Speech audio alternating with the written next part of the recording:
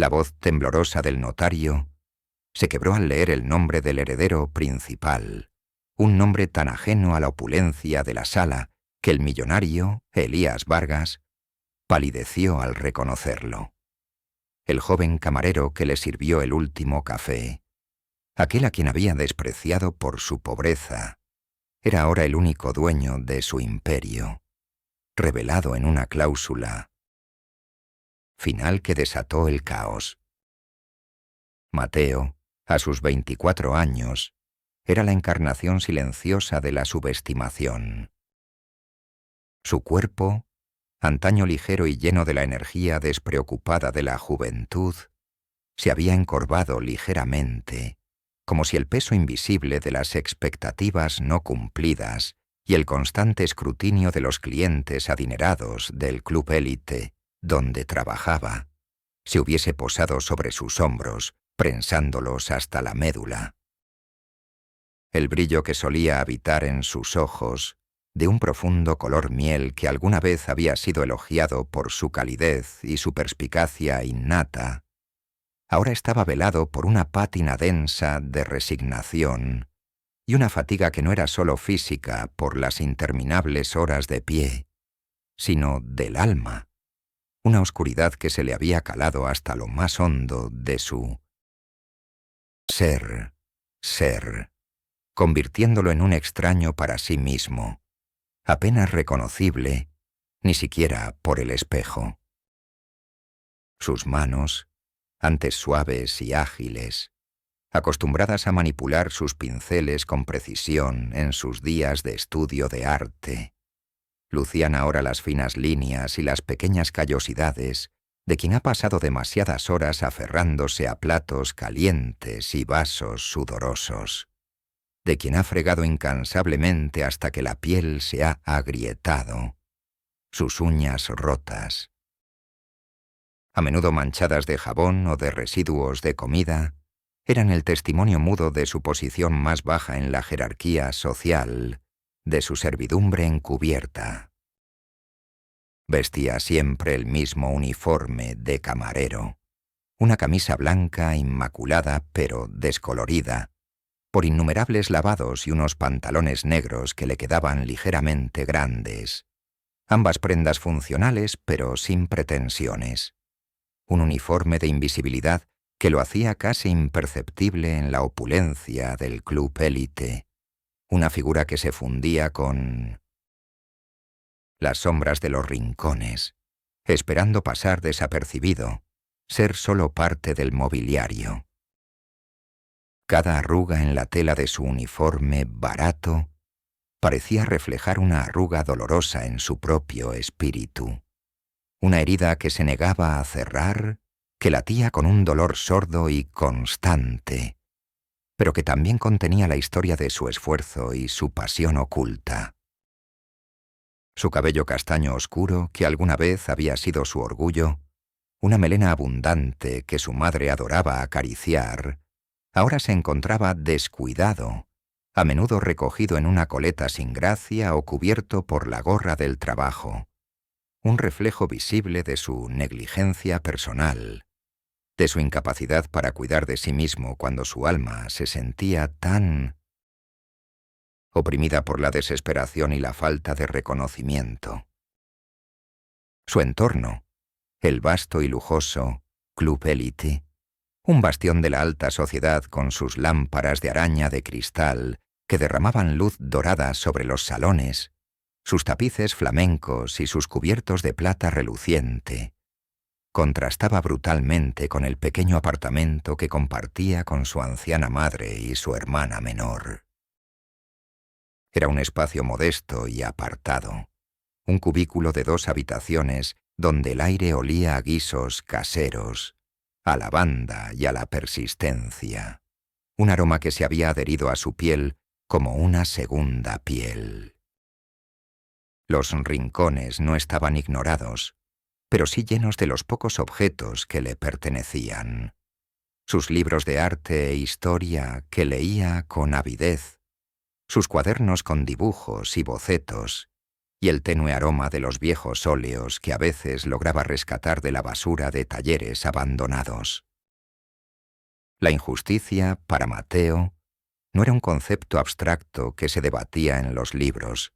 Era una puñalada constante y palpable, una herida abierta que le impedía respirar, que le robaba el aliento y le apretaba el pecho con una garra helada. Era el camarero pobre, el don nadie, en un mundo donde el apellido y la fortuna lo eran todo. A pesar de sus años de esfuerzo, de su impecable servicio, de su brillantez silenciosa, siempre fue tratado como una intrusa, una carga. Lento, muchacho. Inútil. Apestas a comida barata. Eran frases que resonaban en su cabeza como un eco constante. Veneno puro. La humillación era pública. Se cocinaba a fuego lento en cada susurro. Se reflejaba en cada mirada de asco o de juicio, en cada rostro que lo veía como un simple sirviente.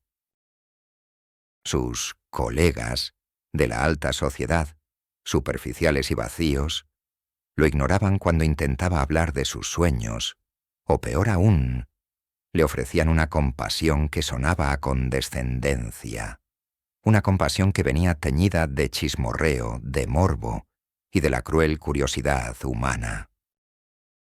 Pobre Mateo, nunca saldrá de aquí, decían a sus espaldas en tono de burla, y cada palabra era una punzada directa a su corazón, una estocada al alma que lo dejaba sin aliento. La primera vez que se atrevió a expresar una opinión sobre un cuadro en el salón principal del club, su voz apenas un susurro entre el tintineo de las copas. Las cabezas giraron como en una obra de teatro. Los murmullos se alzaron como un coro de reproches, y sintió la vergüenza quemándole las mejillas hasta un rojo intenso, el corazón latiéndole como un tambor desbocado en su pecho.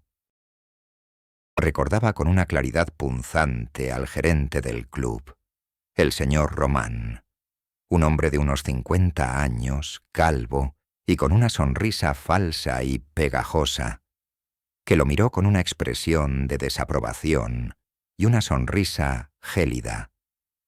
Mateo, tu opinión no es solicitada. Dedícate a lo tuyo.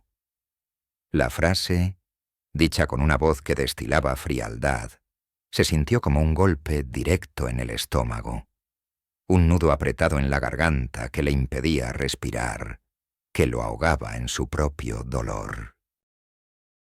Las lágrimas se le agolparon en los ojos, picándole la vista con una urgencia brutal, pero se negó a derramarlas, su orgullo maltrecho, su dignidad pisoteada, aferrándose a una última brizna de fortaleza interior.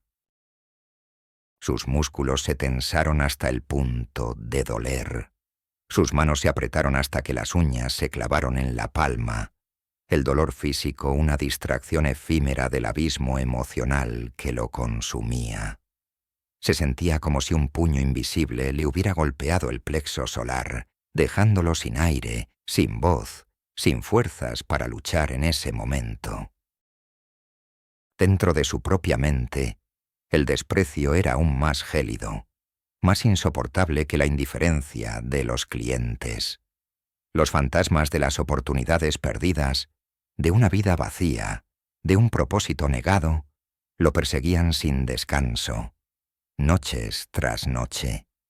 Su pasión por el arte se había convertido en un estigma, una condena silenciosa que lo arrastraba.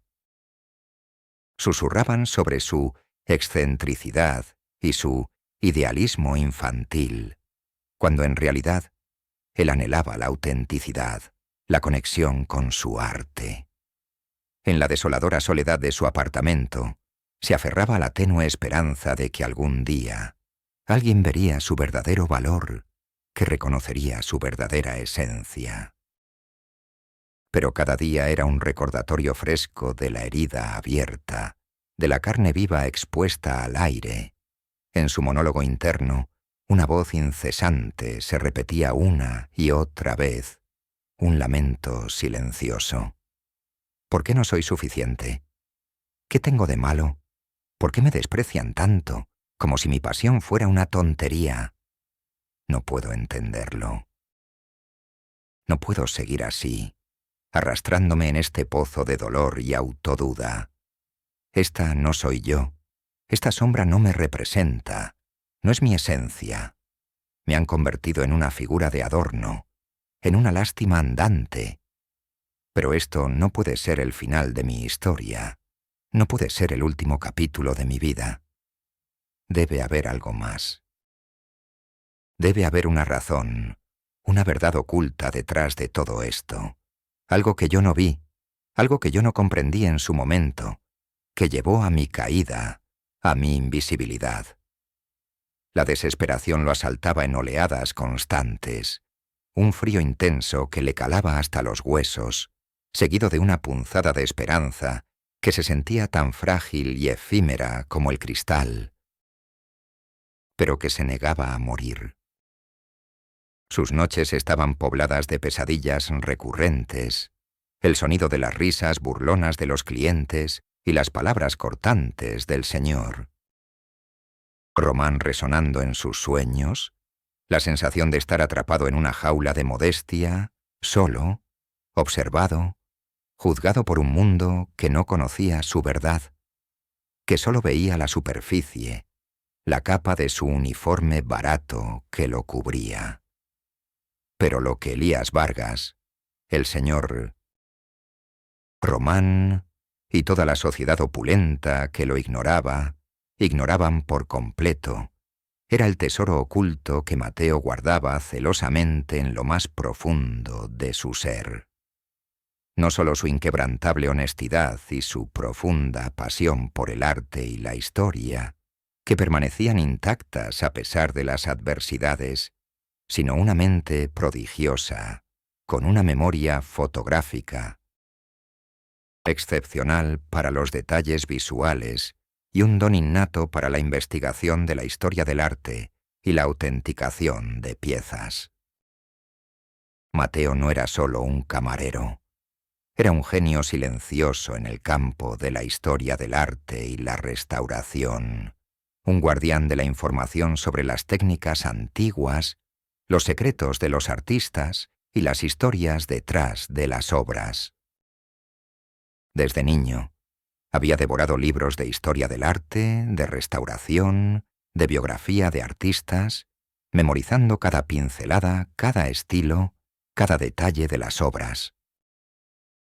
Pasaba horas en la biblioteca pública, sumergiéndose en las intrincadas redes del arte, descubriendo patrones, conectando puntos dispersos de influencias, desentrañando secretos de autoría y procedencia que otros pasaban por alto, especialmente en el sector de las colecciones privadas.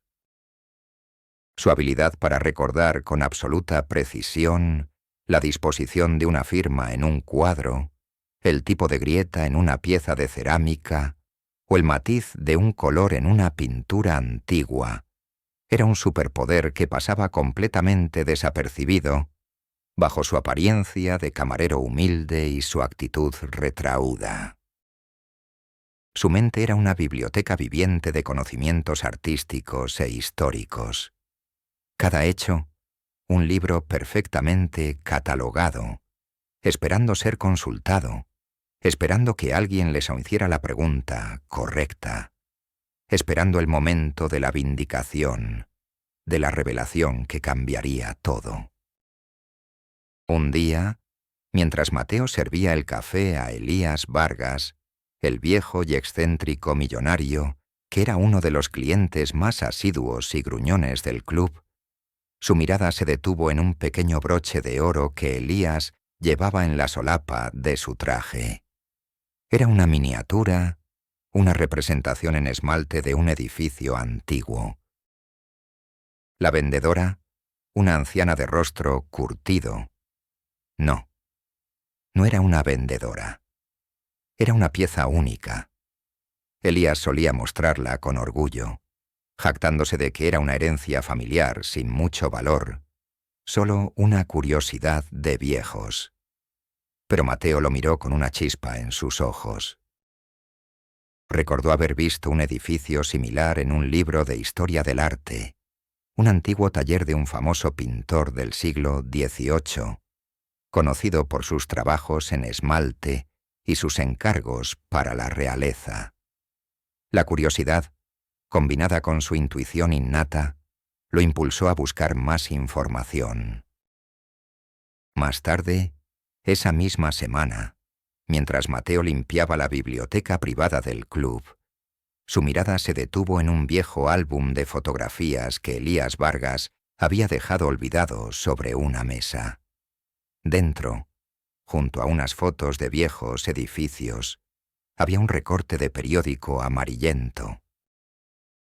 Era un anuncio de venta de propiedades de hacía décadas, con una fotografía de ese mismo edificio, el taller del pintor y una nota a pie de página sobre una colección de arte de valor incalculable que había sido vendida en circunstancias dudosas.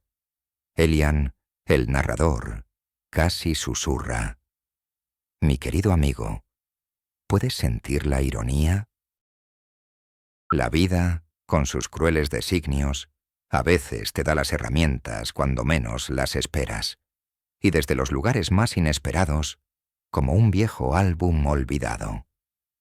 La duda se sembró en su corazón con la fuerza de un rayo, una chispa fría que encendió su mente. ¿Es posible que ese broche, ese edificio, ese recorte, estén conectados? ¿Y que la fortuna de Elías Vargas no sea tan legítima como él presume? Si es así, ¿por qué nadie más lo ha reconocido? ¿Qué ocultan? Su escepticismo inicial, la que le decía que era solo una fantasía, una ilusión producto de su mente atribulada, luchó con la persistencia incesante de la señal. Recordó las viejas historias de su abuela sobre su pasión secreta por el arte y la historia, sobre fortunas amasadas en los rincones más oscuros del mundo, sobre legados robados. El patrón del broche le sonó extrañamente familiar, como un eco de algún relato antiguo de su abuela que había escuchado en su infancia, pero que nunca había profundizado. No era una simple curiosidad, era una necesidad visceral de entender la conexión, de desentrañar el misterio del broche, del edificio, de la fortuna y quizás de su propio destino. Los pensamientos y emociones de Mateo en ese momento fueron un torbellino, una vorágine incontrolable que lo dejó sin aliento, su corazón latiéndole desbocado en su pecho frágil. De la incredulidad inicial: «No puede ser, es imposible, esto es una locura, una invención de mi mente», pasó a una chispa de esperanza, una posibilidad aterradora y liberadora a la vez, una luz al final del túnel de su dolor. El miedo a las consecuencias de su descubrimiento, el peso de la información que ahora poseía, la abrumaba. ¿Qué hacía con esto? ¿Lo revelaba a su jefe? ¿Y si lo tomaban por loco, por un camarero ambicioso? ¿Y si lo usaban y luego lo desechaban? O peor aún, lo silenciaban para siempre, como si su vida no tuviera valor. La desesperación lo envolvió como un sudario frío, oscuro y pegajoso, que le impedía moverse, que lo asfixiaba. Se sentía completamente solo, abandonado en un desierto de secretos peligrosos, su última balsa de esperanza hundiéndose rápidamente en las aguas turbulentas de la duda y la traición. Sus manos temblaron incontrolablemente, sus dedos finos e inútiles para detener la marea de sus emociones. El nudo en su garganta le impedía respirar. Cada bocanada de aire era un esfuerzo doloroso y desesperado. El sabor a bilis se le subía a la boca, una amargura que le corroía las entrañas. La idea de que el broche, que Elías había despreciado como curiosidad, pudiera ser la clave de una herencia robada, y que su talento para reconocerlo fuera su salvación, era una revelación tan dolorosa que le provocó un escalofrío, que le recorrió la espina dorsal, dejándolo entumecido, pero también una extraña sensación de poder, una chispa de fuego que crecía en su interior, alimentada por una sed insaciable de justicia. Pero justo en el borde de ese abismo insondable, la chispa se convirtió en una llama, una pequeña brasa que se negaba a extinguirse, alimentada por el fuego de la injusticia que había vivido y la pasión por su arte. El recuerdo vívido de todas las humillaciones, de cada mirada de desprecio de Elías Vargas, de cada palabra de acusación del Señor. Román se agolpó en su mente, un torrente de dolor que se transformó en fuerza, en una sed insaciable de verdad y vindicación. Number no, mu. No puedo quedarme callado. Esto no puede ser una simple coincidencia. Si este broche es la clave de una herencia robada, si mi talento para reconocerlo es real, entonces no puedo seguir siendo invisible. No me hundo. No me entregaré a la desesperación. No seré el camarero pobre y patético que ellos esperan que sea. El camarero pobre sirve a un viejo millonario y su conversación inesperada desata una herencia secreta. La ironía es demasiado grande para ignorarla. Es mi oportunidad, mi única oportunidad de luchar contra ellos, de desmantelar este sistema que me ha consumido, de exponer sus prejuicios. La determinación, una fuerza férrea y silenciosa, se encendió en su pecho, una brasa ardiente que lo impulsó a la acción, a la búsqueda de su propia verdad, de su propia identidad, de su propia justicia. Si ellos creen que pueden pisotear a los demás con impunidad, que pueden construir imperios de felicidad falsa sobre la miseria ajena, se equivocan. Elías Vargas no sabe con quién está tratando. No sabe lo que mi mente, lo que mi memoria fotográfica para los detalles artísticos, lo que mi intuición de historiador del arte es capaz de hacer cuando se le empuja al límite. No sabe que un hombre despreciado, un camarero humilde, no solo sufre en silencio, sino que desentierra verdades ocultas, verdades que son más peligrosas que cualquier fortuna, que cualquier reputación. Y yo, que he sido su sirviente, seré su verdugo moral, su revelación. Sus ojos, antes velados por la tristeza y la desesperación, ahora brillaban con una luz gélida de resolución, con un fuego implacable. La superficialidad de Elías y sus amigos no será mi ruina, no será mi fin, será su perdición. Y yo seré quien desate la verdad sobre ellos, sobre su mundo perfecto y sobre la falsedad que esconde. Esto es solo el principio de la verdadera justicia. La promesa sellada en lo más profundo de su ser, en cada fibra de su alma, se convirtió en el motor implacable de su existencia, la brújula inquebrantable de su alma destrozada.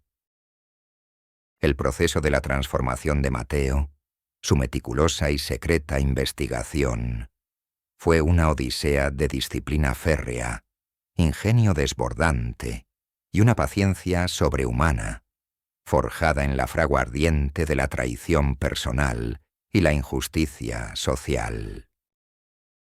Cada día era una batalla extenuante contra el reloj, contra el miedo a ser descubierto, contra el frío de la soledad que lo envolvía y contra la sombra amenazante de Elías Vargas y sus sobrinos, Rodrigo y Valeria, que se cernía sobre él como un presagio. Su pequeño apartamento, antes un refugio de dolor y lamentaciones, se convirtió en su cuartel general clandestino, un centro de operaciones silencioso donde se gestaba la revolución de su vida y el descubrimiento de la verdad. Sus libros de arte viejos, antes usados para el estudio, ahora estaban cubiertos de notas, mapas de propiedades antiguas y bocetos intrincados que él mismo dibujaba, intentando conectar el broche con la historia del pintor y la fortuna de los Vargas. El zumbido constante de su vieja lámpara de lectura, trabajando silenciosamente en la oscuridad de la noche, mientras la ciudad dormía, era la banda sonora de su nueva obsesión, el eco de su determinación. El aroma a café rancio que él mismo preparaba y el olor a papel antiguo se mezclaban con el tenue sudor de la concentración, un ambiente que para él era ahora tan familiar como la biblioteca de su abuela.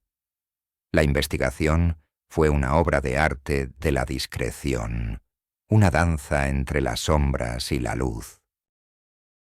Mateo sabía, con una certeza gélida, que Elías Vargas, con su vasta red de contactos e influencias, lo vigilaría si sospechaban algo. Su poder era casi absoluto en la ciudad.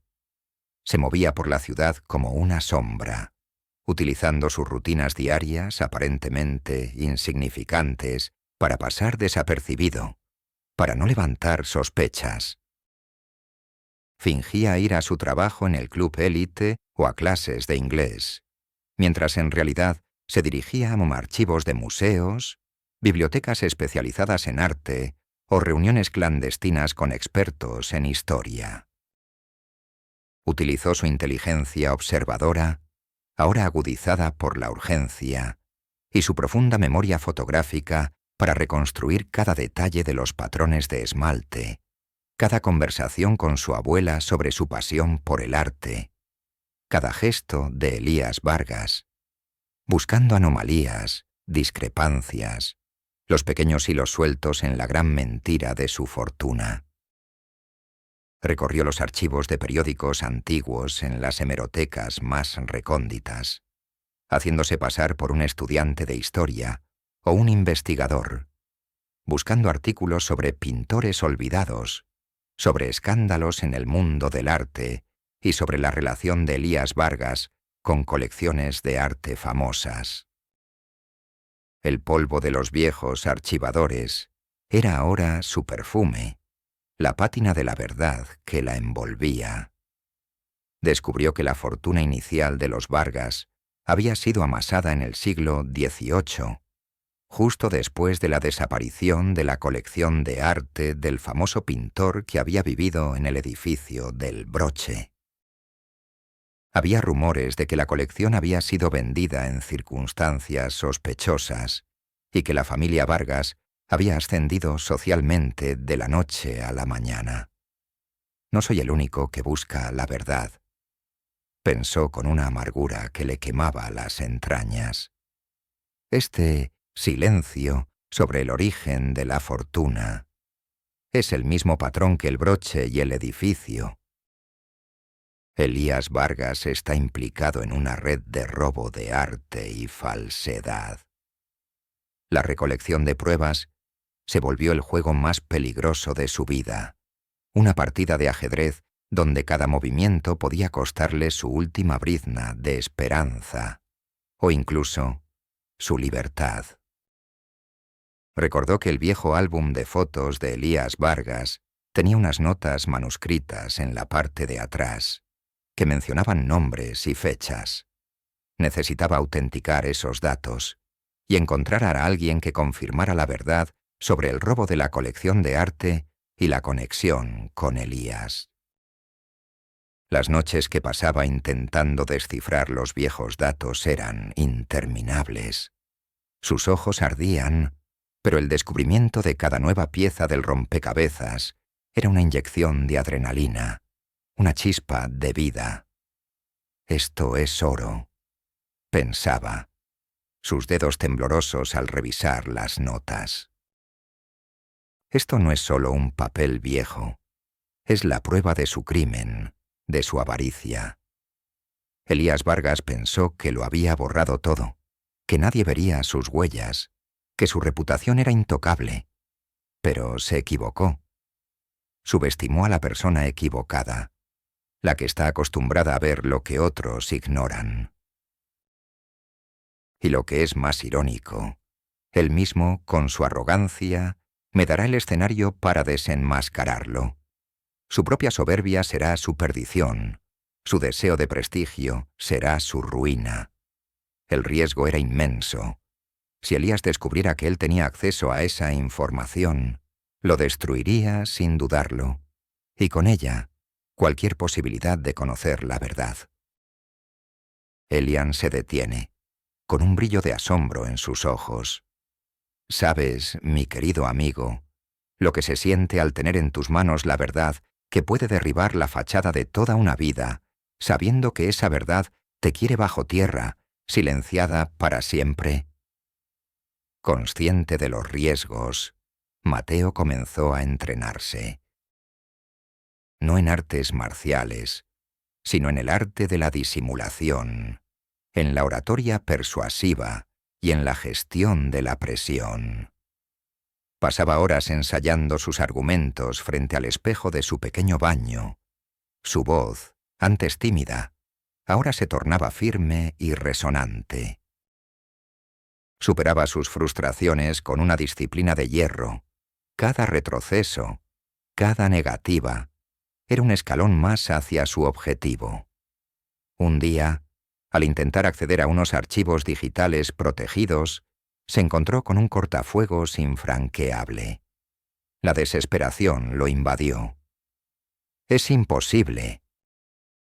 No lo lograré», pero recordó las palabras de su abuela. La paciencia y la perseverancia son las agujas que cosen la victoria.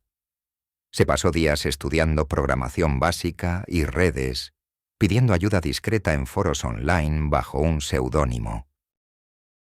Finalmente, con un ingenio inesperado, encontró una pequeña vulnerabilidad en el sistema de una antigua empresa de subastas vinculada a Elías Vargas, un error que le permitió acceder a los archivos que necesitaba, registros de ventas fraudulentas y compradores falsos.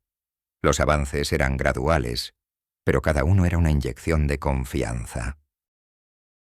Elian, el narrador, se humedece los labios, su voz resonando con una mezcla de admiración y un tinte de emoción contenida.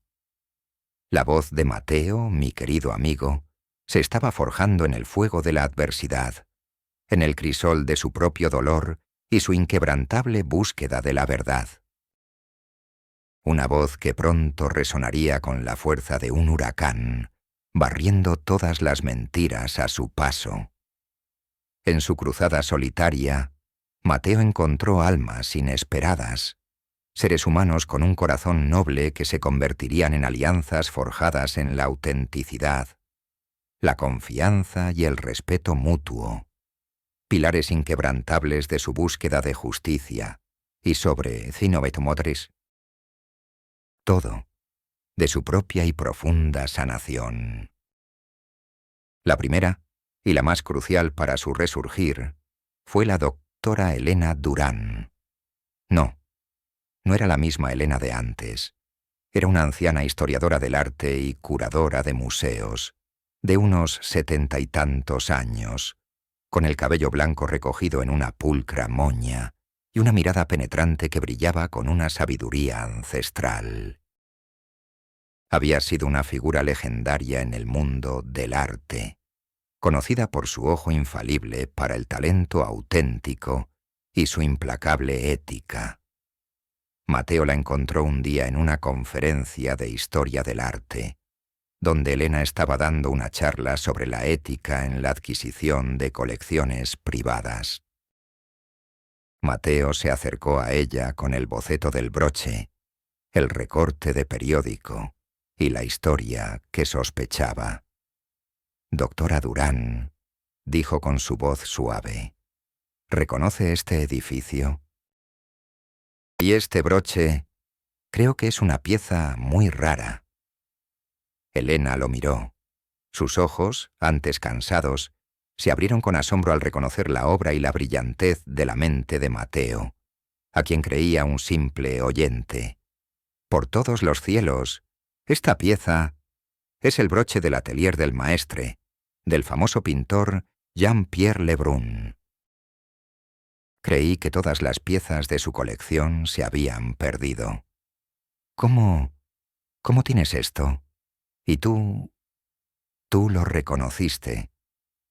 Elena vio en Mateo no solo a un joven talentoso, sino a un hombre con una inteligencia y una intuición asombrosas, capaz de desenterrar secretos olvidados del arte. La motivó no solo la lealtad a la memoria de Jean-Pierre Lebrun, sino la indignación ante la injusticia que había envuelto la caída de su legado y el robo de su colección. Mateo, si esto es lo que creo que es, Elías Vargas, él es un ladrón. Te ayudaré. Será mi última obra, mi último servicio a la verdad en el mundo del arte. Desde ese día, Elena se convirtió en su mentora técnica y estratégica, su guía en el mundo de la historia del arte y la procedencia, enseñándole no solo a autenticar los datos de su antiguo proyecto, sino a comprender la magnitud del engaño y su conexión con la fortuna de Sinobesomo Pons. Elías Vargas. Sus conversaciones, a menudo en el silencio del museo, eran extensas, llenas de sabiduría, anécdotas y un respeto mutuo que crecía con cada nuevo descubrimiento. Elena le dio a Mateo las herramientas para traducir su intuición en pruebas concretas, su voz en una acusación resonante y devastadora. El segundo aliado, un pilar fundamental en la recolección de pruebas tangibles y la navegación del sistema legal, fue el abogado David Rojas. No era el mismo Rojas de antes. Era un joven y brillante abogado de arte y propiedad intelectual, de unos 30 y tantos años, de complexión atlética y mirada penetrante, un defensor incansable de los artistas y coleccionistas independientes. Era conocido por su integridad y su implacable búsqueda de la justicia en el mundo del arte. Mateo y Elena se acercaron a él en su concurrida oficina, nerviosos pero decididos, para reportar el robo de la colección de arte y la manipulación de la fortuna de Vargas. David, al principio, se mostró escéptico, con su habitual cautela profesional. Señores, los casos de robo de arte son complejos, y las pruebas pueden ser difíciles de obtener, especialmente contra una figura tan poderosa como Elías Vargas, un hombre con tantas influencias. Pero cuando Mateo, con una calma impresionante, le mostró copias del broche, del recorte de periódico, y le explicó la conexión con la fortuna de Vargas y su propio conocimiento de la historia del arte, la expresión de David cambió. Lo que vio en Mateo no fue un camarero ingenuo o un teórico de la conspiración, sino un hombre con una mente brillante y una determinación férrea, que había desentrañado una red de secretos que pocos habrían detectado. Su motivación fue la intriga del caso, el desafío de desenmascarar a un hombre tan poderoso y, por qué no decirlo, la oportunidad de un último gran caso que pusiera a prueba sus habilidades y su compromiso con la justicia. Un caso que podría cambiar el sistema y limpiar la imagen del mercado del arte. David utilizó sus habilidades para la investigación legal, la búsqueda de registros ocultos en bases de datos criminales y la verificación de información sobre el pasado de Elías Vargas y su familia en el mundo del arte. Fue él quien descubrió viejos reportes de demandas por robo de arte contra empresas vinculadas a la familia de Vargas, reportes que habían sido silenciados y manipulados por su influencia. Fue él quien, con métodos ingeniosos y al borde de la legalidad, obtuvo acceso a los archivos ocultos de los registros financieros de Elías Vargas, donde encontró pruebas documentales devastadoras de cómo había invertido en empresas de subastas que vendían arte robado y cómo se había beneficiado de la supresión de la verdad para construir su propia fortuna. Las conversaciones con David eran directas y al grano, sin rodeos, pero su eficiencia y su lealtad, una vez ganada, eran inquebrantables, silenciosas como su trabajo. Él le dio a Mateo las herramientas para convertir su intuición en evidencia sólida, irrefutable, su sombra en un rayo de luz que expondría la verdad, por dolorosa que fuera. La confianza entre ellos se forjó en el riesgo compartido, en la complicidad de la noche y en la convicción de que estaban luchando por una causa justa, por la verdad, por los que no tenían voz en el elitista mundo del arte. A medida que el momento de la verdad se acercaba inexorablemente, la tensión en el aire alrededor de Elías Vargas y sus sobrinos, Rodrigo y Valeria, se volvió tan densa que se podía cortar con un cuchillo, una cuerda tensa a punto de romperse. Elías, con su fachada de coleccionista honorable cada vez más resquebrajada, y Rodrigo y Valeria, con sus sonrisas altivas desdibujadas por el nerviosismo, comenzaron a sentir una presión insoportable, una sensación de asedio constante. Sus usuales llamadas telefónicas a sus poderosos contactos se volvieron más cortas, más frenéticas y llenas de frustración. Sus abogados, que antes los adulaban y les aseguraban impunidad, ahora los veían con una mezcla de cautela, de fastidio y de una creciente desesperación. La paranoia, un monstruo que habitaba en los recovecos de sus mentes superficiales, comenzó a desatarse sin control, alimentada por los rumores crecientes de una investigación, aunque no sabían de dónde venía, quién era el artífice de su caída. ¿Quién está moviendo los hilos? Esto es imposible. Es una campaña de desprestigio. «Es ese camarero entrometido», gritaba Elías a su abogado, su rostro enrojecido, sus venas hinchadas en el cuello, sus ojos inyectados en sangre. Rodrigo y Valeria, con sus nervios a flor de piel, sus uñas mordidas hasta el punto de sangrar, solo podían encogerse de hombros, sus sonrisas perpetuas ahora una mueca forzada, una mueca de terror. La primera confrontación menor llegó una semana antes del evento final. Mateo, por sugerencia de David Rojas, envió una discreta carta anónima, con pruebas concisas y puntuales sobre el robo de la colección de arte y la manipulación de la fortuna, a la junta directiva de la empresa de Elías Vargas, sin mencionar su nombre, solo los hechos irrefutables. Elías recibió una llamada furiosa de un miembro de la junta, un hombre de negocios implacable, exigiéndole explicaciones y amenazando con una auditoría interna exhaustiva.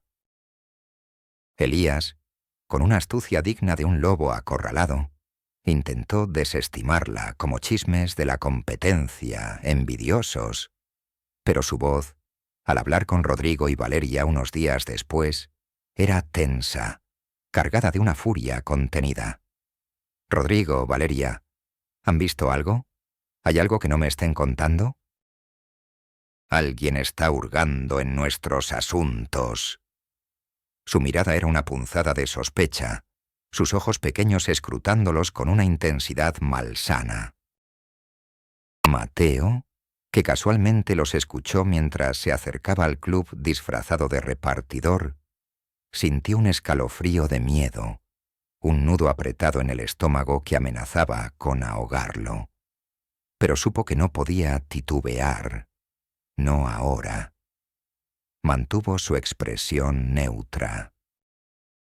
Su monólogo interno se desató en una cascada de pensamientos. Me están observando, con esa mirada suya que me da escalofríos.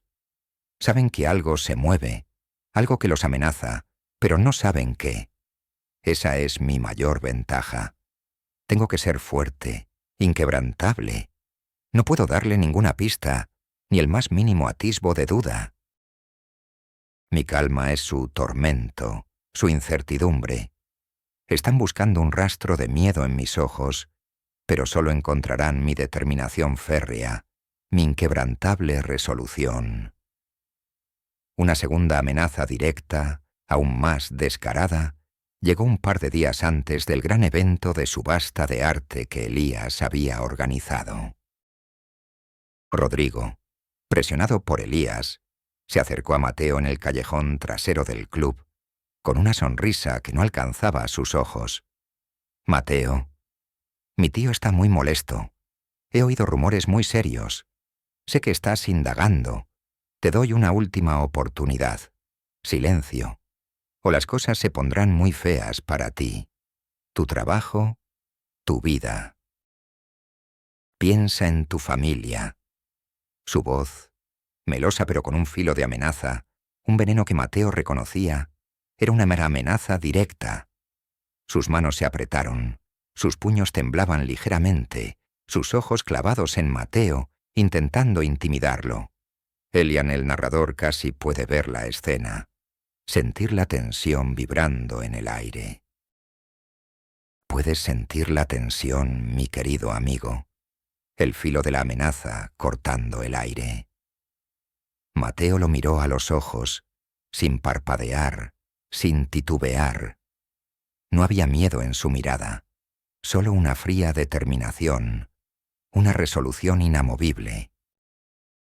«Rodrigo», dijo, su voz tranquila y clara, sin un atisbo de emoción, cada palabra una estocada. «Mi vida ya está hecha a pedazos por las mentiras de su tío. No tengo nada que perder, nada más que puedas quitarme que no me hayan quitado ya. Y ustedes, Rodrigo y Elías, tienen mucho que perder. Mucho más de lo que imaginan. Y eso es lo que los hace vulnerables, no a mí. No me arrepiento de nada». Su respuesta, concisa y sin titubeos, sorprendió a Rodrigo hasta el tuétano, quien se quedó pálido, su rostro desencajado por el asombro y el terror. Su arrogancia se desmoronó por un instante, revelando una desesperación abismal, un abismo de miedo. Se dio la vuelta y se alejó rápidamente, como si el aire alrededor de Mateo lo quemara, como si su sola presencia fuera un fuego purificador. La paranoia de Elías y sus sobrinos era creciente. Sabían que el suelo bajo sus pies se estaba desmoronando a cada segundo, pero no podían identificar la grieta, el epicentro del terremoto. El monólogo interno de Mateo en esos momentos era clave para su extensión. Un análisis estratégico en tiempo real, su evaluación de riesgos, su determinación inquebrantable. Están desesperados. Sus acciones son las de un animal acorralado, un depredador que se ha convertido en presa. Esto es la señal inequívoca de que estamos muy cerca, a centímetros de la verdad. Si retrocedemos ahora, si flaqueo, ellos ganan. Y eso no lo voy a permitir, ni por un segundo. Esto es por mí, por mi dignidad, por la verdad, por la justicia que se me ha negado. El camarero pobre sirve a un viejo millonario, y su conversación inesperada desata una herencia secreta. Esta es la ironía que los derribará. La batalla final estaba a punto de desatarse, y Mateo estaba listo, preparado para desatar la tormenta perfecta, para el acto final de su vindicación. El clímax estalló en el más esperado de los escenarios para la alta sociedad. la fastuosa subasta de arte benéfica anual de Elías Vargas, celebrada en el majestuoso Salón Dorado del Club Élite, un bastión de la alta cultura y la exclusividad. Elías, con su sonrisa forzada, y sus sobrinos, Rodrigo y Valeria, deslumbrantes en sus atuendos de diseñador, eran los anfitriones, recibiendo a los invitados con aires de superioridad. El punto culminante de la noche era la subasta de una nueva adquisición de la colección Vargas, un cuadro antiguo, un retrato familiar que, según Elías, era de un ancestro noble. La sala estaba abarrotada, coleccionistas, financieros, artistas, todos brindando con champán francés en copas de cristal, ajenos a la tormenta inminente que se cernía sobre ellos, a punto de desatarse. Elian, el narrador, casi puede oler el incienso caro, el perfume de las mentiras y la falsa prosperidad que impregnaba el aire. Mateo, con una elegancia sobria, ataviado con un traje discreto pero impecable que había comprado con sus ahorros y una calma gélida que desmentía el huracán en su interior, había logrado entrar como un invitado anónimo, casi invisible, gracias a la astucia de David Rojas.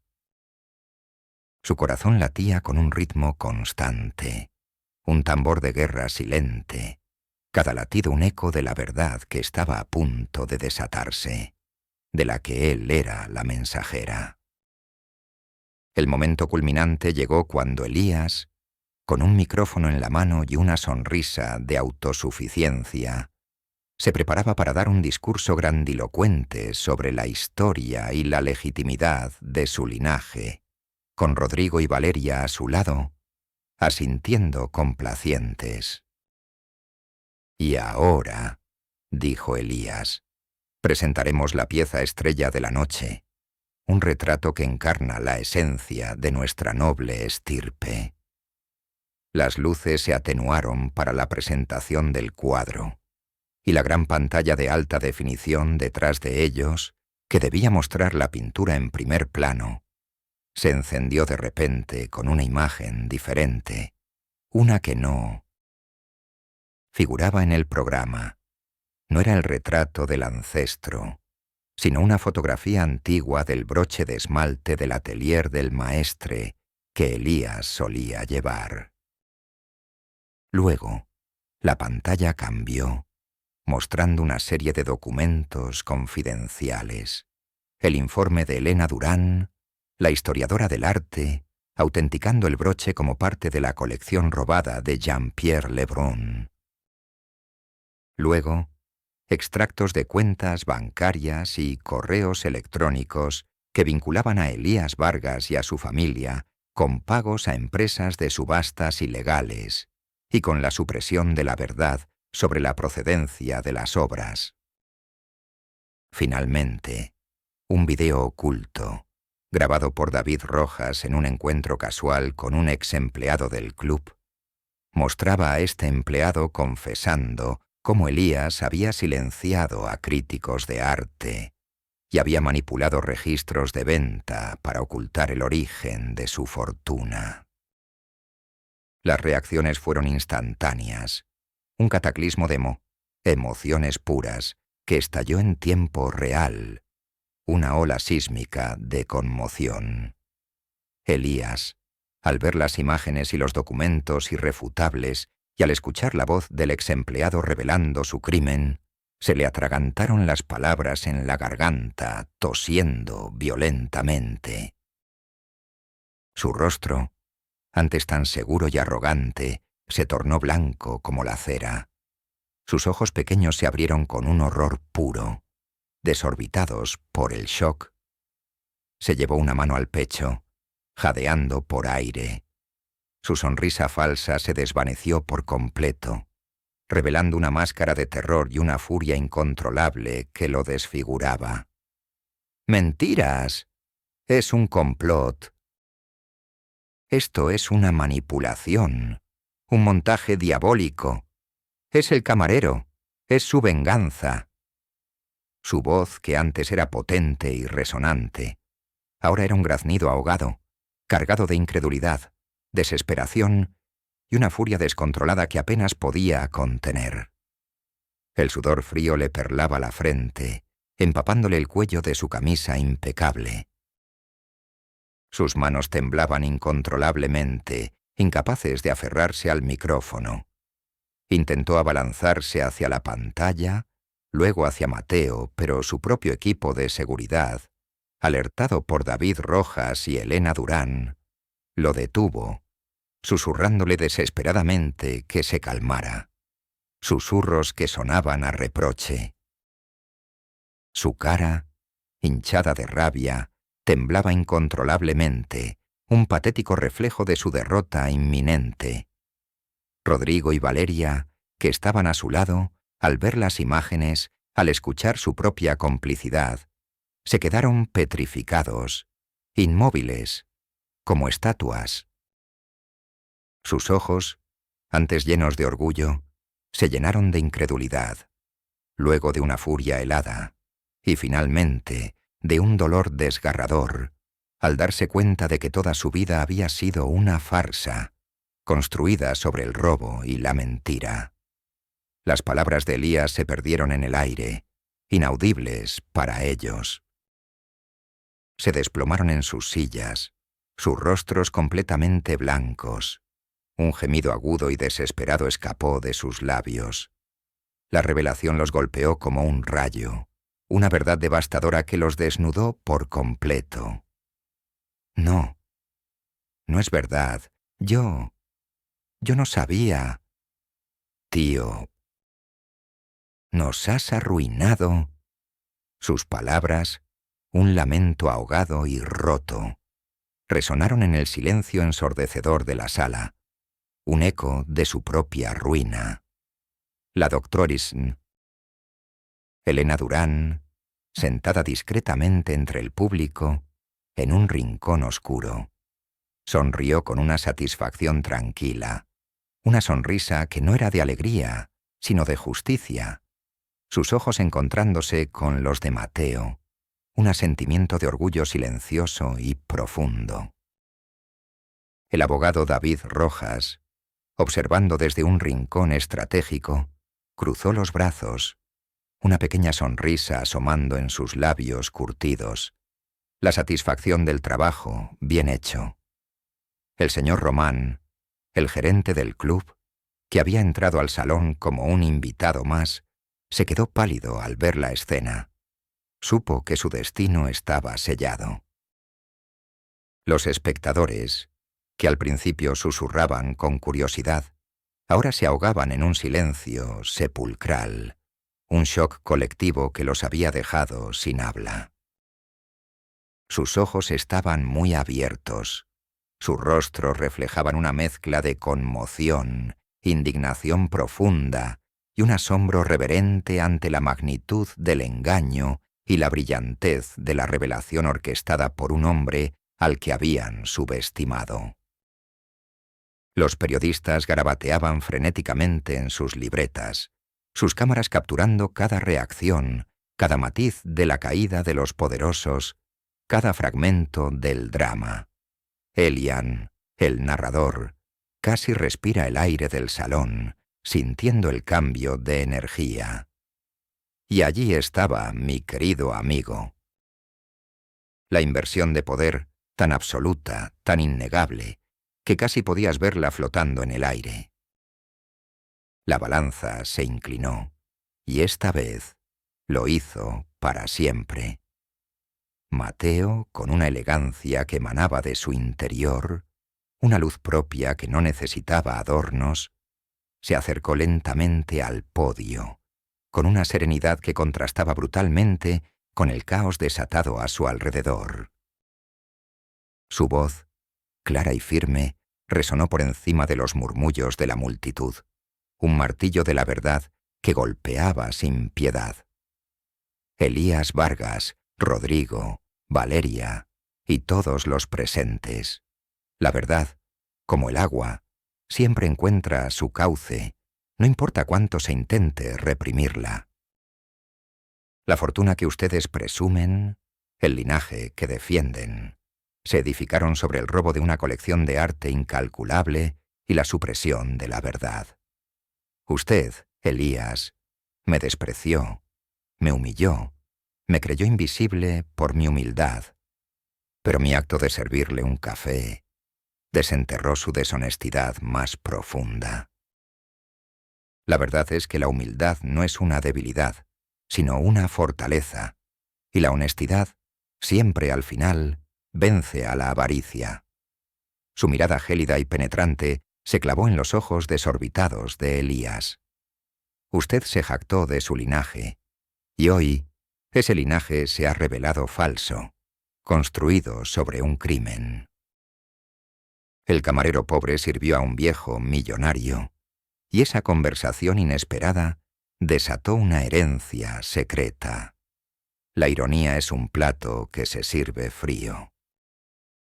Y hoy, señor Vargas, lo está saboreando.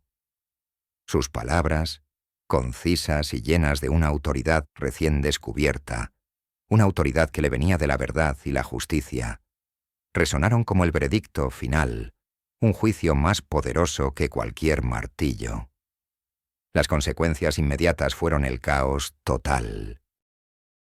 Mientras Elías intentaba balbucear excusas incoherentes, suplicando, y Rodrigo y Valeria se derrumbaban en llanto histérico, agentes de policía, discretamente alertados por David Rojas, irrumpieron en el evento. Elías Vargas fue arrestado en el acto, su rostro desfigurado por la rabia impotente y una desesperación que lo reducía a un hombre patético, un fantoche de su propia ambición. Rodrigo y Valeria fueron también detenidos por complicidad en el fraude y el encubrimiento, sus rostros desencajados.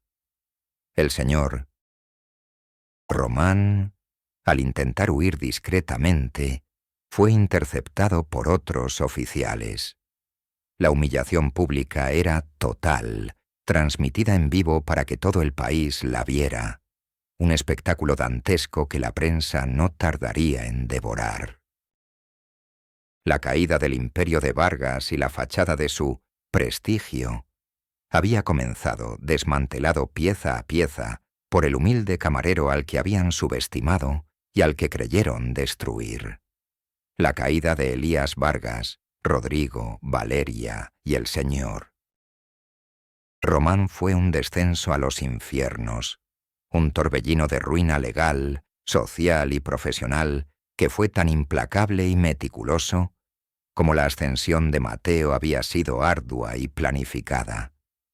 No fue solo un arresto fugaz, fue la demolición total y absoluta de sus vidas, de su fachada de respetabilidad, de todo lo que creían ser. Las ramificaciones legales se extendieron como una enfermedad virulenta por todo el país, desenmascarando una red de corrupción, fraude, manipulación de documentos y robo de arte que abarcaba décadas. Las pruebas irrefutables presentadas por Mateo, respaldadas por la pericia de la Adguero-Conora. Elena Durán y la estrategia legal de David Rojas se tradujeron en cargos graves por fraude masivo, robo de patrimonio, blanqueo de dinero, falsificación de documentos y conspiración criminal. Los juicios que siguieron fueron un espectáculo mediático que duró meses. Cada detalle sórdido de la ambición desmedida y la traición despiadada de Elías Vargas, y la complicidad de sus sobrinos y el señor Román, expuestos sin piedad ante la opinión pública, sin filtro alguno. Los titulares de los periódicos y los noticieros televisivos no hablaban de otra cosa que del fraude de la colección Vargas y del héroe del arte oculto, como apodaron a Mateo, su nombre resonando en cada hogar, en cada esquina, en cada tertulia. Elías Vargas, El millonario que había manipulado la ley y la sociedad a su antojo durante años, el que se creyó invencible, se encontró desarmado y vulnerable ante la avalancha de pruebas que él mismo había ayudado a generar. Sus abogados, los mejores del país, que antes lo adulaban y le aseguraban impunidad, lo abandonaron uno a uno al ver la imposibilidad de defender lo indefendible, su reputación en juego. Su fortuna, amasada ilícitamente sobre el robo de arte y la falsedad, fue incautada en su totalidad por orden judicial. Sus cuentas bancarias fueron congeladas, sus propiedades embargadas y subastadas públicamente, sus activos liquidados para indemnizar a las víctimas de sus fraudes y para establecer un fondo de justicia para los artistas y las familias que habían sido despojadas de sus obras. El millonario que se había jactado de su riqueza lo perdió todo, hasta el último céntimo. La ruina social de Elías fue incluso más devastadora que su caída financiera. Aquellos que una vez lo adularon y buscaron su favor, ahora lo evitaban como la peste, como si su sola presencia fuera contagiosa.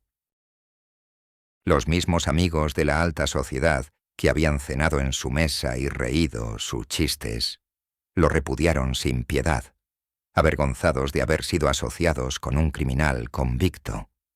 Su nombre se convirtió en sinónimo de engaño, su reputación en cenizas. Los periódicos publicaban caricaturas de él como una figura avariciosa y sin escrúpulos. Sus redes de apoyo, construidas sobre el dinero y el poder, se desmoronaron por completo, dejándolo solo y aislado en un mundo que lo había escupido con vehemencia. El castigo para Elías fue ejemplar, una justicia poética. Fue condenado a una larga pena de prisión por la magnitud y la crueldad de sus crímenes. Las escenas de su nueva realidad eran desoladoras, un contraste brutal y humillante con su antigua vida de lujos desmedidos. El hombre que había disfrutado de champán francés y caviar, ahora comía rancho insípido en un comedor común de la prisión. Su piel otrora cuidada y radiante, ahora pálida y enfermiza. Su arrogancia reducida a la mirada vacía de un animal enjaulado. Los barrotes fríos y el silencio opresivo de la celda reemplazaron las sábanas de seda y las vistas panorámicas desde su mansión. Se le veía débil, frágil, sus gestos antes dominantes, ahora nerviosos y sumisos. Las peleas con otros reclusos, la desesperación en sus ojos, la pérdida total de su poder en un mundo donde su apellido ya no significaba nada. Todo ello era la cruda manifestación de su degradación. Mateo a veces recibía, a través de David Rojas, informes discretos sobre su estado, y aunque no sentía alegría sádica, sí una quietud serena, la satisfacción de ver la balanza equilibrada. Era el precio de sus crímenes, pagado en aislamiento, humillación y el reconocimiento final de su insignificancia. Rodrigo y Valeria, por su parte, aunque no enfrentaron cargos criminales tan graves como Elías, sufrieron una caída social y emocional devastadora. La revelación de su complicidad en el fraude y su traición a Mateo los golpeó con la fuerza de un tsunami. Los amigos de la nobleza que habían engañado a Mateo fueron despojados de su burbuja de privilegios. La vergüenza y el shock los sumieron en una profunda crisis existencial. De la noche a la mañana, la sociedad que los había adorado les dio la espalda, viéndolos como un símbolo de la mezquindad y la corrupción. Perdieron sus amistades, sus invitaciones a eventos exclusivos se esfumaron, y la riqueza que disfrutaban desapareció con la incautación de los bienes de Elías. tuvieron que mudarse a apartamentos modestos en barrios anónimos y se encontraron sin las habilidades para valerse por sí mismos, sin saber cómo enfrentar el mundo real sin su posición. Las escenas de su degradación eran conmovedoras. El hombre que había desfilado trajes caros y la mujer que había lucido joyas, ahora usaban ropa sencilla y gastada, sus ojos llenos de tristeza y confusión, buscando una redención que no llegaría. Elian hace una pausa, su voz llena de un matiz de melancolía. ¿Sabes, mi querido amigo, la tragedia de esto? Los cómplices, víctimas indirectas de su propia debilidad y avaricia, despojados de su autoridad y su fachada, obligados a enfrentarse a la cruda realidad de sus acciones. Y allí estaba Mateo, observándolos, el corazón de un hombre que había sanado latiéndole con una mezcla compleja de dolor pasado y una compasión recién descubierta, una compasión que no era lástima, sino comprensión. El señor Román, el gerente del club, también sufrió su propia caída. Despedido y humillado, supo lo que era estar en el lugar de Mateo. Su sonrisa falsa se desdibujó para siempre. Mateo, el hombre que había sido arrojado al abismo de la injusticia y la subestimación, ascendió con la fuerza imparable de un fénix renacido de sus propias cenizas, su triunfo resplandeciente y su ascenso meteórico, no solo material, sino espiritual. Su vindicación no fue solo legal, un mero reconocimiento de su inocencia. Fue un renacimiento completo del alma, de su espíritu, de su propia identidad. Tras la victoria devastadora en el tribunal y la disolución ignominiosa del imperio de Elías Vargas, la historia de Mateo conmovió al país entero, convirtiéndose en un símbolo de esperanza y resiliencia. Su brillo innato, su inteligencia estratégica y su inquebrantable ética no pasaron desapercibidos esta vez, con la inestimable ayuda de la doctora Treun. Elena Durán, quien se convirtió en su socia principal y consejera de arte, y el apoyo incansable de David Rojas, quien se unió a él como director legal, Mateo fundó Atelier de la Verdad, una organización sin fines de lucro dedicada a promover la autenticidad en el arte, a recuperar obras robadas y a brindar apoyo a artistas emergentes y comunidades desfavorecidas. Su oficina, en un moderno y transparente edificio en el corazón del distrito cultural, no era un monumento a la ostentación o al poder, sino un símbolo de la honestidad y la visión que defendía. Las paredes llenas de reproducciones de arte original y documentos de procedencia no ocultaban nada, reflejando su compromiso inquebrantable con la verdad y la transparencia. Su riqueza, ahora considerable y legítimamente amasada gracias a los bienes incautados a Elías Vargas, que él no tocó para sí mismo, sino que invirtió íntegramente en su fundación para maximizar su impacto, era un medio, no un fin, una herramienta poderosa para hacer el bien y para asegurar que nadie más tuviera que pasar por lo que él había vivido para que su dolor sirviera a un propósito mayor. Había sanado emocionalmente.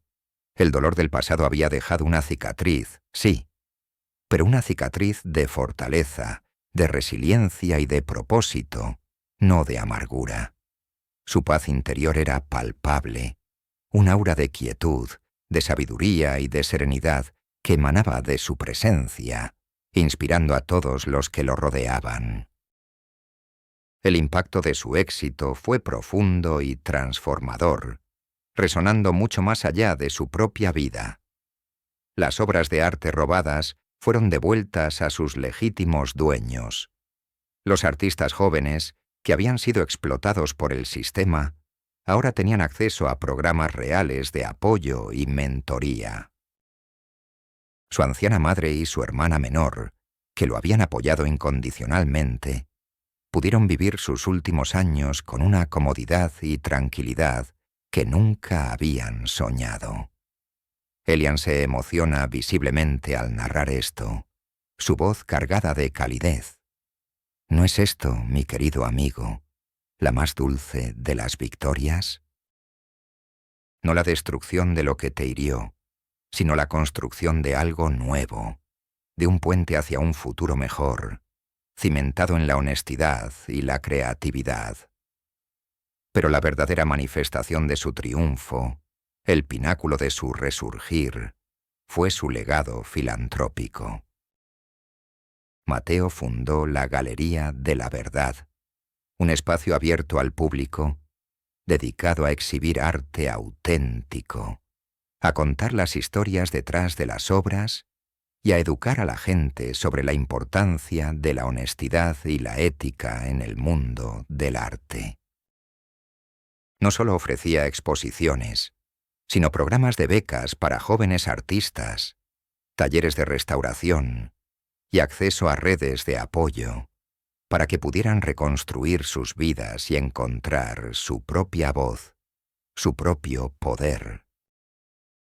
Se convirtió en un curador de renombre, una voz poderosa en la lucha por el arte ético y la dignidad humana, inspirando a miles con su historia, su resiliencia y su inquebrantable fe en el ser humano. Recorría el país, dando conferencias y seminarios, compartiendo su historia sin filtros, y cada palabra suya era un faro de esperanza para aquellos que se sentían invisibles, aplastados por las circunstancias o perdidos en el dolor de la injusticia. Elian sonríe con una calidez genuina, una admiración palpable. Los reencuentros significativos, aunque agridulces y cargados de un pasado doloroso, fueron inevitables y profundamente reveladores. Un día, Mateo se encontraba en una prestigiosa conferencia sobre ética en el arte, organizando un nuevo programa de apoyo para jóvenes talentos. Mientras se movía con gracia entre la multitud, una figura familiar se acercó, vacilante, una sombra de lo que había sido. Era Rodrigo, el sobrino de Elías Vargas, que había cumplido su condena. Rodrigo, ahora una sombra de lo que fue, sus ojos vacíos y su rostro marcado por el arrepentimiento y las noches sin dormir, había perdido su brillo, su confianza, y trabajaba en un empleo humilde y anónimo. Rodrigo lo miró con una mezcla de vergüenza abrumadora, admiración silenciosa y un arrepentimiento tardío que se reflejaba en sus ojos hundidos. «Mateo, no puedo creer lo que has logrado. Yo lo siento mucho, por todo, por el daño que te hice, por mi envidia y mi crueldad. Siempre te subestimé, y ahora soy yo el que está abajo, y tú el que brilla». Su voz era apenas un susurro, cargada de una humildad que Mateo nunca le había conocido. Mateo lo miró, no con rencor ni con ira, sino con una serenidad que lo había sanado por completo. «Rodrigo», dijo, su voz tranquila y firme, «el camino es largo, y el perdón es un proceso personal. Pero siempre hay una oportunidad para redimirnos y para construir una nueva vida. Si estás listo para trabajar en ti mismo, en tu propia verdad, mi fundación tiene programas de apoyo que podrían ayudarte a reintegrarte en la sociedad y a encontrar tu propio valor». No hubo palabras de perdón explícitas, porque no eran necesarias. La aceptación en su mirada, la oferta de ayuda, el gesto de comprensión, lo decían todo. La vergüenza en el rostro de Rodrigo se transformó en una tenue chispa de esperanza. una admiración silenciosa por el hombre en que se había convertido Mateo. Otro reencuentro ocurrió cuando Mateo visitó el Club Élite, ahora bajo una nueva administración y con una política de transparencia. El señor Román, su exgerente, que ahora trabajaba como supervisor de limpieza, lo reconoció. Su rostro se tornó blanco, luego rojo de vergüenza. «Señor Mateo, yo... Lo siento. Fui un idiota. Siempre lo juzgué». Mateo le sonrió con una calidez genuina. «Todos merecemos una segunda oportunidad, señor. Lo importante es aprender». El señor Román, con los ojos llorosos, asintió. La nueva vida de Mateo era un testimonio viviente de su resiliencia inquebrantable. Su hogar, ahora un lugar lleno de paz, propósito y la calidez de su propio éxito, era un santuario de tranquilidad, un lugar donde solo la verdad residía. Su día a día estaba lleno de significado, equilibrando las responsabilidades de su exitosa fundación con el tiempo para su propio bienestar, su crecimiento personal y la lectura apasionada. En sus ojos, la herida del pasado se había convertido en una cicatriz de fortaleza, un mapa de su viaje, y su paz interior era la joya más preciada de su corona, un tesoro que había forjado en la adversidad. Ya no era el camarero pobre, la víctima de la subestimación, sino un líder, una voz influyente, un hombre pleno que había trascendido la adversidad y había encontrado el verdadero valor de la existencia en la integridad, el servicio a los demás y la construcción de un legado. Su historia se convirtió en un faro para innumerables personas en todo el mundo, un ejemplo de cómo levantarse de las cenizas. Al final, mi querido amigo que me escucha con tanta atención, la historia de Mateo no es solo el relato amargo de cómo un camarero pobre sirve a un viejo millonario, y su conversación inesperada desata una herencia secreta. Es una epopeya sobre la dignidad inquebrantable del espíritu humano y la búsqueda incansable de la justicia y la autorreconstrucción. La vida de Mateo fue la prueba viviente de que el verdadero valor de una persona no reside en la riqueza material, en el estatus social o en las apariencias efímeras, sino en la resiliencia del alma, la integridad inquebrantable del corazón y la inquebrantable determinación de superar la adversidad, no importa cuán grande sea. Su camino, sembrado de dolor, desprecio y humillación, lo llevó a comprender que la verdad, la compasión, la honestidad y la perseverancia son los cimientos inamovibles sobre los que se construye una fortuna imperecedera, no solo material, sino espiritual, una riqueza que nadie puede robar. Mateo nunca buscó la venganza por la venganza misma, por el mero goce de ver sufrir. Su recompensa fue la restauración de su propia valía, la recuperación de su identidad y la capacidad de transformar su dolor más profundo en una fuerza incontenible para el bien, para reparar el daño causado y construir un mundo más justo, más empático. Su legado perdurará por generaciones, no solo en los programas que financió, en las vidas que su fundación tocó y en las verdades que reveló, sino en el mensaje imperecedero que su vida susurró a los vientos, un mensaje de esperanza y fortaleza, que la deshonestidad, por profunda y dolorosa que sea, no es el final del camino, que las semillas de la crueldad y la mentira, por mucho que broten en el poder y la vanidad, terminarán por marchitarse, por secarse y ser barridas por el vendaval implacable de la verdad. Y así, Mateo, el camarero pobre, no solo se convirtió en otra persona, en una versión superior de sí mismo, sino en un faro luminoso de la verdad en un mundo que a menudo prefiere la mentira, dando voz a los que no la tenían y convirtiéndose en un símbolo eterno de la resiliencia humana. Su historia es la prueba de que, al final, la verdadera justicia siempre encuentra su camino, y que la mayor victoria es ser, simplemente, quien realmente estás destinada o destinado a ser.